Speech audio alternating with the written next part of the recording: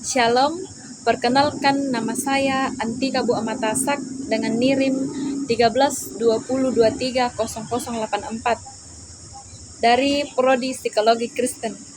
Pada video saat ini, saya akan mengevaluasi tentang psikologi komunikasi yang telah saya pelajari selama 1 semester ini untuk memenuhi tugas UAS mata kuliah psikologi komunikasi. Yang saya pahami tentang psikologi komunikasi adalah cabang psikologi yang mempelajari interaksi antara individu dalam konteks komunikasi. Dalam psikologi komunikasi, terdapat berbagai konsep dan teori yang membantu memahami bagaimana manusia berkomunikasi, memahami dan berinteraksi antara satu sama lain.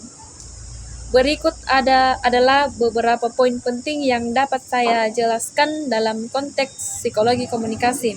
Yang pertama, proses komunikasi. Psikologi komunikasi mempelajari proses komunikasi mulai dari pengiriman pesan itu sendiri, saluran komunikasi, penerima pesan, hingga feedback yang diterima. Hal ini melibatkan pemahaman tentang bagaimana individu menyampaikan pesan, bagaimana pesan diterima, dan faktor-faktor psikologis yang memengaruhi komunikasi. Kemudian yang kedua, komunikasi verbal dan non-verbal. Psikologi komunikasi juga memperhatikan peran komunikasi verbal atau kata-kata yang digunakan. Kemudian non-verbal, yaitu seperti bahasa tubuh, ekspresi wajah, intonasi suara. Dalam proses komunikasi, studi ini membantu memahami bagaimana pesan dapat disampaikan dengan efektif melalui berbagai bentuk komunikasi, apakah itu dengan non-verbal atau verbal. Kemudian yang ketiga, persepsi dan interpretasi. Psikologi komunikasi memperhatikan bagaimana individu mempersepsikan dan menginterpretasikan pesan yang diterima. Faktor-faktor seperti pengalaman sebelumnya, nilai-nilai personal, dan emosi dapat memengaruhi cara seseorang memahami pesan yang disampaikan. Kemudian yang keempat, komunikasi antar budaya.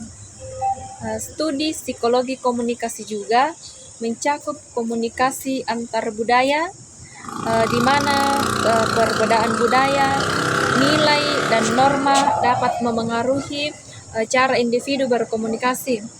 Memahami perbedaan ini penting untuk menghindari misinterpretasi dan konflik dalam komunikasi lintas budaya.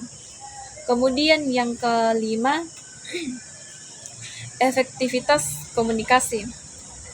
Tujuan utama dari psikologi komunikasi adalah untuk meningkatkan efektivitas komunikasi secara individu.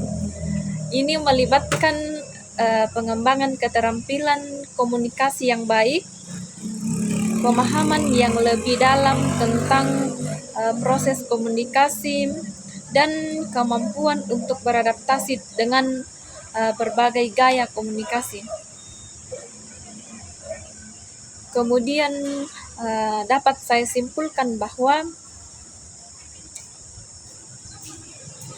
psikologi komunikasi merupakan bidang yang penting dalam memahami interaksi manusia melalui proses komunikasi dengan mempelajari konsep dan teori dalam psikologi komunikasi. Individu dapat meningkatkan keterampilan komunikasi mereka, memperkuat hubungan interpersonal, dan mencapai pemahaman yang lebih baik dalam berkomunikasi dengan orang lain. Itulah yang dapat saya pahami tentang psikologi komunikasi yang dapat saya simpulkan selama 6 bulan 1 semester Terima kasih.